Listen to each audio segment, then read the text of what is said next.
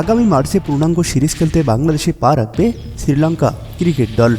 সিরিজকে সামনে রেখে টি-20 এবং ওয়ানডে দল ঘোষণা করেছে বাংলাদেশ ক্রিকেট বোর্ড।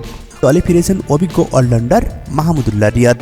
2022 সালের টি-20 বিশ্বকাপের পর এবারেই প্রথম দলে জায়গা পেলেন তিনি। তবে দুই সিরিজের কোনোটিতেই দলে নেই সাকিব আল হাসান। সাকিবকে নিয়ে জল্পনা ছিল বেশ আগে থেকেই, শেষ পর্যন্ত তাই যেন সত্যি হলো।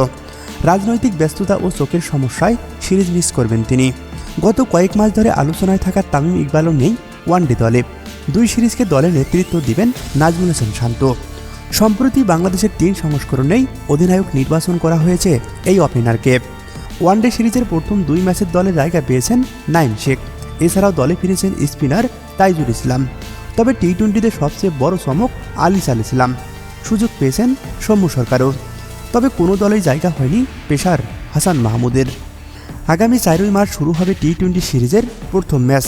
শেষ 2টি ম্যাচ মাঠে গড়াবে 6 এবং 9 মার্চ। সবকটি ম্যাচ অনুষ্ঠিত হবে সিলেট আন্তর্জাতিক ক্রিকেট স্টেডিয়ামে। এরপর চট্টগ্রামে ওয়ানডে সিরিজের 3টি ম্যাচ আয়োজন করা হবে। ম্যাচগুলো পর্যায়ক্রমে 13, 15 এবং 18 মার্চ অনুষ্ঠিত হবে।